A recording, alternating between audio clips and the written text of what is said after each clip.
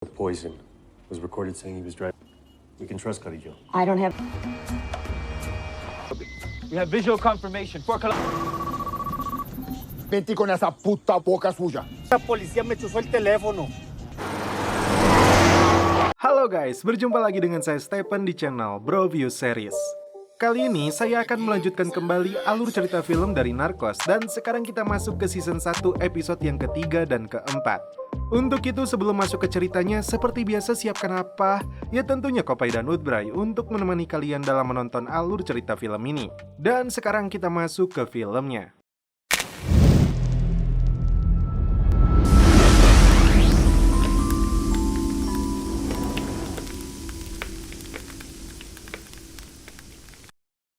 Di awal film, agen Murphy dibantu rekannya Javier Pena berusaha mencari tahu sumber informasi komplotan mafia itu yang bisa mengetahui identitas dirinya. Bentuk teror kepada dirinya dengan membunuh kucing milik istrinya itu sebagai peringatan bahwa ancaman mereka tidak main-main. Murphy teringat saat pertama kali turun dari pesawat. Petugas bandara meminta paspor dirinya. Javier yakin petugas itu adalah intel yang dibayar oleh organisasi Pablo. Kisah nyata pernah terjadi kepada Kiki Camarena, agen DEA yang menyergap kartel Guadalajara di Meksiko. Setelah kartel mengumumkan harga kepalanya hingga $350.000, dia tertangkap dan disiksa hingga tewas. Pemerintah Amerika kemudian melancarkan serangan balasan, menangkap seluruh bandar narkoboy di dunia. Sejak saat itu, tidak ada satupun kartel yang berani main-main dengan DEA. Sesuai dengan ambisinya untuk menjadi presiden Kolombia, Pablo meminta saran kepada selingkuhannya Valeria, jurnalis cantik yang terkesima dengan bandar narkoboy ini. Untuk lolos menjadi calon presiden, langkah pertama yang harus dia lakukan adalah lolos menjadi anggota Kongres. Dan untuk itu, Pablo membutuhkan dukungan partai. Dengan kekayaan yang dia miliki, apapun bisa dibeli dengan uang, termasuk pers dan partai politik. A drug dealer running. As far as Colombians go, embodiment of the Colombian dream. You could tell the doors to political success. Valeria kemudian mengenalkannya kepada Fernando Duque, seorang pengacara sekaligus ahli lobi yang menjadi ketua partai New Liberal. Tak perlu basa-basi, Pablo akan memberikan jatah kepada Duque dengan nilai $300.000 jika Duque berhasil mendapatkan kepercayaan dari Menteri Keadilan, yang berasal dari partai yang sama agar Pablo bisa lolos menjadi anggota Kongres. Yang menjadi kendala utama, rumor yang diungkap oleh majalah Forbes jika kekayaan yang didapatkan oleh Pablo sebagai bandar narkoboy. Untuk meyakinkan menteri ini, Duque menyerahkan dokumen palsu tentang sumber kekayaan Pablo sebagai pengusaha taksi. Catatan kriminal yang bersih menjadi alasan utama Duque memberikan dukungannya. Terlebih, Pablo telah berjanji akan memberikan kontribusi jutaan dolar untuk partai mereka. Upaya Pablo ini akan menggeser kandidat bernama Jairo Ortega yang sebelumnya telah mereka calonkan lebih dulu. Demi keselamatannya, Murphy meminta istrinya untuk kembali ke Miami, namun Connie menolak kecuali suaminya ini ikut bersamanya. Demi keamanannya, Murphy menugaskan dua anak buahnya untuk mengawal Connie saat beraktivitas di sebuah gereja. Di lokasi itu ternyata ada Elisa, anggota gerilyawan komunis M19 yang dihancurkan oleh Pablo. Dan faktanya, pendeta di Kolombia ini jauh lebih komunis. Untuk mengejar sosok pelaku pembunuhan kucingnya, Murphy dibantu Javier menemui seorang polisi Kolombia untuk membantu mereka mengungkap kasus ini. Polisi ini bernama Suarez. Setelah Javier membayarnya, tak butuh waktu lama bagi Suarez untuk menginterogasi dua petugas bandara yang dicurigai sebagai intel para mafia. Awalnya, mereka berdua tidak mau mengaku, namun setelah mereka dicabok oleh Suarez, kedua intel ini mengaku jika salinan paspor Murphy dikirim kepada seseorang bernama Poison, seorang mafia yang dibunuh tim Kolonel Carrillo di awal film. Dan faktanya, dia adalah anak buah Pablo. Kala itu, Pablo menugaskan Poison untuk mengantarkan satu koper uang kepada Fernando Duque. Dengan dukungan duta besar, Murphy dan Javier akan meminta bantuan Kolonel Carrillo untuk menangkap Poison, yang akan melintas dengan membawa uang seperti yang diinformasikan oleh Suarez. Tim mulai bergerak untuk menghadang Poison di sebuah jalan. Yang mengejutkan, ternyata Suarez seorang polisi tamak yang berada di dua sisi. Informasi penyergapan poison yang akan dilakukan DEA dan Kolonel Carrillo diteruskan kepada Pablo untuk mendapatkan imbalan. Alhasil, tim gagal untuk menangkap poison. Habla demasiado. We have visual confirmation for... Devuelva ese email. Ese hijo de puta policía me... Pablo está bien emputado.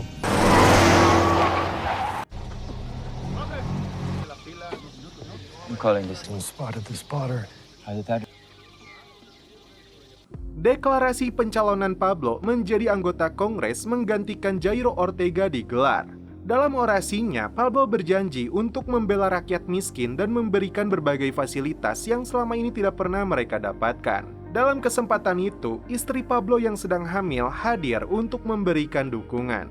Tapi di sisi lain, sebagai seorang wanita, dia pun merasakan perselingkuhan yang dilakukan suaminya dengan reporter seksoid ini. Dan seperti biasanya, bagi-bagi uang dilakukan Pablo untuk mendapatkan suara dan dukungan dari rakyat. Setelah acara tersebut, istrinya meluapkan kekecewaan karena hubungan Pablo dan Valeria. Tiba-tiba, istrinya harus dibawa ke rumah sakit karena akan segera melahirkan. Gustavo yang menemaninya di rumah sakit tidak begitu suka dengan cara tebar pesona yang dilakukan Pablo dengan membagi-bagi uang.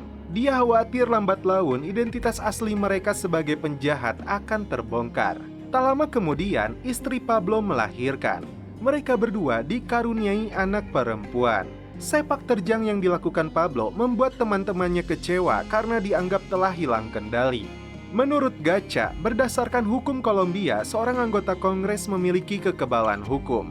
Langkah yang diambil Pablo ini untuk melindungi dirinya sendiri, sementara mereka tetap berada dalam lingkaran setan. Carrillo sendiri mengutarakan pendapatnya jika teman-teman Pablo itu tidak mengerti politik. Entah niatnya murni atau tidak, namun yang jelas Pablo tidak main-main untuk membantu rakyat miskin. Dalam perjuangannya, Pablo harus melawan oligarkis yang dijuluki The Man of Always, yaitu bentuk pemerintahan yang kekuasaan politiknya secara efektif dipegang oleh kelompok elit kecil dari masyarakat, baik dibedakan menurut kekayaan, keluarga, atau militer. Di tengah ambisinya untuk menjadi presiden, tangan kanan Pablo yaitu Gustavo memilih keluar dari lab dan orang yang menggantikan tanggung jawabnya adalah Carlos Lehder. Dengan strategi baru yang dia jalankan, produksi meningkat 12% dalam kurun waktu 2 bulan. Ketika Gacha dan Ocha bersaudara memilih untuk menunggu dan melihat situasi, tim DEA dengan dukungan Duta Besar Amerika berusaha mencari bukti kuat bahwa Pablo adalah bandar narkoboy, agar dia gagal menjadi anggota Kongres. Kali ini, tim membayar Suarez lebih banyak agar dia membuka kebusukan Pablo. Terungkap, Pablo pernah ditangkap atas pengedaran di tahun 1976. Seorang sersan memberi mereka informasi, namun tetap saja Suarez yang berada di dua pihak memberikan informasi yang sama kepada sindikat. Sersan itu pun dibunuh oleh mereka. Korban selanjutnya adalah jurnalis dan pengacara yang menentang Pablo. Termasuk seorang hakim ikut menjadi korban pembunuhan sindikat ini agar Pablo benar-benar dianggap bersih. Tim menemukan titik terang. Fotografer yang pernah memotret Pablo saat proses penyidikan, negatif foto itu berhasil mereka dapatkan, kemudian diperlihatkan kepada Menteri Keadilan. Di hari pencoblosan, Jairo berhasil mendapatkan suara terbanyak. Dengan alasan keluarga dan kesehatan, dia menyatakan mundur dan memilih Pablo sebagai penggantinya. Untuk pertama kalinya dengan penuh percaya diri, Pablo memasuki gedung anggota Kongres yang begitu megah dan terhormat. Yang mengejutkan, dalam pertemuan pertamanya, Menteri Keadilan Rodrigo Lara menunjukkan sebuah bukti yang membuat seluruh anggota Kongres tercengang saat melihatnya. Bukti itu adalah foto Pablo saat ditangkap kepolisian dengan ukuran yang besar. Foto ini sangat jelas mempermalukan Pablo. Karena itu, Rodrigo meminta Pablo untuk mengundurkan diri karena jelas dirinya pernah menjadi terdakwa yang berkaitan dengan bisnis narkoboy. Tak terima dengan tuduhan itu, Pablo melakukan perlawanan dengan menantang Menteri Keadilan itu menunjukkan bukti konkret dalam waktu 24 jam. Bahkan, Pablo balik melaporkannya atas pencemaran nama baik. Menteri Keadilan itu melakukan terobosan juga kepada sindikat lainnya. Gacha menjadi target selanjutnya dipaksa untuk menyerahkan kepemilikan tim sepak bola hingga menarik izin penerbangan atas 57 pesawat milik Ocha. Denda dikenakan bagi Pablo atas impor ilegal gajah dan unta dari Afrika. Mimpi Pablo untuk menjadi presiden kembali pudar. Rodrigo sendiri menjadi incaran seluruh sindikat karena keberaniannya itu. Demi keamanannya, pemerintah Kolombia memindahkan tugasnya menjadi duta besar di Cekoslovakia. Sebelum kepindahannya, agen Murphy meminta Rodrigo selalu menggunakan rompi anti peluru. Ambisi Pablo tidak berhenti sampai di situ. Secara resmi, dia menyatakan mundur dari anggota Kongres, namun akan maju sebagai wakil dari masyarakat umum. Naas bagi Rodrigo, dia tewas dibunuh saat dalam perjalanan. Muchas gracias. Kematian Menteri Keadilan ini menjadi penyesalan tersendiri bagi Murphy. Sisi baiknya, salah satu pelaku yang tertangkap mengaku diperintah oleh Pablo. Pemerintah Kolombia pun bereaksi. Pablo Escobar didakwa atas pembunuhan ini. Kepalanya dihargai hingga 100 juta dolar. Yang paling utama, perjanjian ekstradisi disepakati dengan Amerika. Artinya, setiap warga Kolombia yang menyelundupkan narkoboy ke Amerika bisa dituntut dan dipenjara di negara adidaya itu. Ketika seorang narkos dijebloskan ke dalam penjara Kolombia, berbagai fasilitas mewah hingga hiburan bisa mereka dapatkan dengan menyuap petugas. Tapi di Amerika, hal itu sangat mustahil. Meskipun dia orang terkaya ketujuh di dunia sekalipun. Kolonel Carrillo mengatakan kepada Javier dan Murphy jika perjanjian ekstradisi tidak akan ada artinya jika Pablo tidak tertangkap. Dengan segala sumber daya yang dimiliki Pablo seperti pesawat, pasukan bersenjata, hingga informan Pablo tidak akan mudah ditangkap. Satu hal yang dia khawatirkan adalah Pablo akan membuat Kolombia tumpah darah. Sementara itu, Pablo mengajak teman-temannya yang sama-sama terancam untuk membentuk organisasi dalam misinya melawan ketidakadilan atas ekstradisi, yang diberi nama The Extraditables. Tak tanggung-tanggung, Gacha menyewa sekelompok tentara bayaran Israel sebagai bentuk persiapan untuk perang. Sementara Lehder memanfaatkan radio untuk mengajak warga Kolombia menentang ekstradisi dan orang asing. Bagi Ocha bersaudara, pengacara mahal adalah pilihan mereka. Bahkan, untuk membuat sebuah logo saja, mereka mengeluarkan kocek 50.000 dolar. Lebih baik kuburan di Kolombia daripada penjara di Amerika. Logo dan kata-kata itu yang tertulis dalam setiap surat yang Pablo buat. Menjelang pemilihan presiden Kolombia, setiap kandidat menyuarakan dukungannya tentang ekstradisi. Beberapa kandidat ciut ketika para kartel menakuti mereka, namun tidak bagi Luis Carlos Galan. Pablo kemudian mengirim surat kepada Luis. Di bagian penutup surat itu, Pablo menyatakan protes terhadap gangguan Amerika Utara bagi Kolombia. Duta Besar Amerika yang membaca surat tersebut menyatakan dukungannya terhadap Luis. Ditemani manajer kampanyenya Dr. Gaviria, Luis menyatakan dukungan ekstradisi seperti yang diinginkan Amerika. Di sisi lain, Gaviria khawatir jika Luis terpilih, dia bisa menjadi boneka Amerika. Gagal melakukan lobi terhadap Luis, bandar terbesar ini kembali mengirimkan surat ancaman, namun kali ini kepada para hakim. Untuk pertama kalinya dalam sejarah, hakim-hakim yang ketakutan harus menyembunyikan wajah mereka dalam persidangan. Ancaman Pablo bukan isapan jempol. Hakim yang dianggap berani memutuskan ekstradisi ke Amerika bagi para pengedar akan berakhir dalam kematian.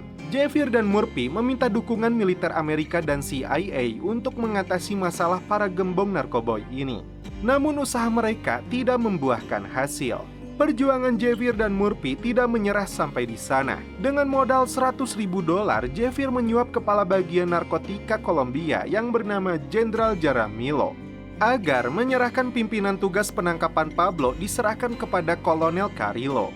Di kediamannya yang menjadi tempat persembunyiannya, Pablo dan Gustavo terlihat santuy. Saking kayanya, Pablo mengeluarkan kocek 1 juta dolar hanya untuk membeli burung kuntul yang dapat diperintah tapi dia gagal. Selama ini, Pablo berpikir segala sesuatu bisa dibeli dengan uang. Oh tidak, Connie memperkenalkan temannya yang bernama Elisa kepada suaminya dan Javier. Mereka tidak mengetahui jika Elisa salah satu pimpinan M19. Tim mendapatkan informasi dari Intel Jaramillo jika Pablo akan berada di Villa El Bizoco besok.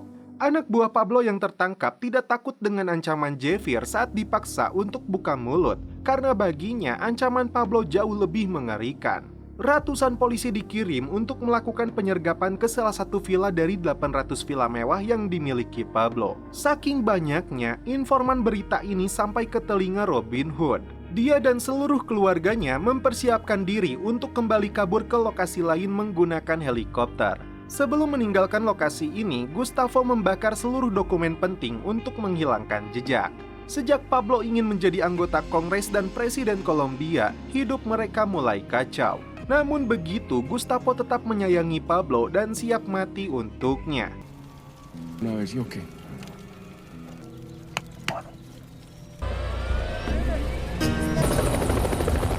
I learned a message, and I hope it we will keep you. Tim DEA dan kepolisian Kolombia gagal menangkap gembong narkoboy ini. Tapi setidaknya para polisi ini mendapatkan harta rampasan perang yang sudah tersaji di meja makan. Sebuah pepatah mengatakan, orang jahat butuh keberuntungan setiap saat, namun orang baik cuma butuh satu kali keberuntungan. Murphy kembali menemukan sedikit harapan saat menemukan sisa-sisa dokumen yang terbakar. Dari alamat yang tertera, tim berhasil menangkap Blackbird, akuntan nomor 1 Pablo yang menjaga seluruh rahasianya.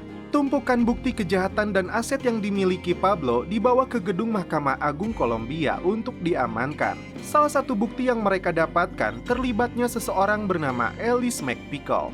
Dari informasi yang mereka dapatkan dari Suarez, McPickle merupakan pilot Amerika yang mengangkut puluhan ton kokain untuk kartel. Karirnya dimulai saat bergabung dengan CIA. Murphy akhirnya mendapatkan jawaban jika mantan pilot CIA itu bernama Barry Seal. Ternyata dia pelanggan rumah bordil yang kebetulan sering dikunjungi juga oleh Javier. Setelah berhasil menangkapnya, tim DEA ini melakukan interogasi. Awalnya, Barry tidak gentar karena dia yakin mereka tidak mempunyai bukti atas keterlibatan dirinya dengan kartel. Namun, tim sudah memegang catatan saat jika pesawat yang dia piloti transit di Kuba dan Nicaragua yang masuk dalam daftar negara komunis. Sesuai hukum dan faktanya, kala itu Amerika sedang gencar-gencarnya melawan komunis. Perbuatan Barry akan dianggap pengkhianatan oleh kehakiman Amerika, dan hukumannya adalah penjara seumur hidup. Lalu, Barry menunjukkan sebuah foto sekaligus bukti kuat saat Pablo dan pejabat Nicaragua mengemas kokain ke dalam pesawat. Barry berharap mereka tidak menahannya setelah menyerahkan foto tersebut. Faktanya, Nicaragua mengizinkan Pablo untuk menggunakan negara mereka sebagai tempat pendaratan sementara saat melakukan pengiriman kokain ke Amerika. Bukti ini diperlihatkan kepada Dubes sebagai sebuah terobosan terpenting dalam mengungkap kasus ini. Karena itu, Dubes mengucapkan selamat atas kinerja baik yang ditunjukkan Murphy. Terungkap, pejabat penting Nicaragua itu bernama Federico Vaughan, salah satu dari 9 komandan yang memerintah negara itu. Karena bocornya informasi ini, Barry pun mati ditembak oleh orang suruhan Pablo. Atas perintah Presiden Reagan, tim mendapatkan dukungan uang dan sumber daya yang dibutuhkan. Militer dikerahkan untuk membasmi seluruh lab milik kartel. Hingga akhirnya tim berhasil menangkap Carlos Lehder yang diperintahkan Pablo untuk mengendalikan pabriknya. Tersangka langsung diekstradisi ke Amerika dan pengadilan federal menjatuhkan hukuman seumur hidup ditambah 135 tahun penjara. Bisa dipastikan Carlos akan mati di dalam penjara. Penangkapan Carlos membuat Pablo dan teman-temannya geram, dan ini artinya deklarasi perang. Tak main-main, Pablo menjanjikan $2 juta kepada Ivan, pimpinan gerakan komunis M19, agar mereka mau mengerahkan anggotanya. Saat itulah Elisa yang baru pulang terkejut saat mengetahui Ivan terlibat kerjasama dengan Pablo. Elisa tidak percaya Ivan mau bekerja sama dengan mereka. Padahal misi perjuangan M19 selama ini untuk rakyat, bukan untuk pengedar. Elisa segera memberitahu informasi ini kepada Connie. Untuk keselamatannya, Elisa disembunyikan di rumah Javier. Something with a communist group called the M9. About Escobar. I just know. Okay, come on. Stairs. What have we here? I'll explain. Murphy segera memberitahu Dubes, dan faktanya serangan terhadap gedung MA sedang berlangsung. Militer langsung dikerahkan, tapi tujuan M19 telah tercapai sesuai keinginan Pablo. Seluruh berkas yang berkaitan dengan kartel ini telah dibakar menyisakan abu. Before accomplishing their true goal, 1,000 pages of evidence against Esco. Here, so they can't testify in court. Elisa menjadi saksi kunci jika Pablo yang berada di balik serangan tersebut, yang bekerja sama dengan M19. Javier tidak ingin kejadian sama terulang kembali seperti kepada Barry. Karena itu, Ellis harus tetap bersembunyi dalam pengawasan mereka. Tim gabungan menargetkan pimpinan M19 yaitu Ivan dan Elisa yang masuk dalam DPO penting mereka. Di akhir episode keempat ini, Pablo kembali menemui Ivan untuk menyerahkan $2 juta dan pedang Bolivar yang dia janjikan. Namun setelah itu, ini yang terjadi. Se la ha ganado, hermano. Nosotros también nos vamos a desaparecer. De la maleta. Dan film pun berlanjut ke episode 5.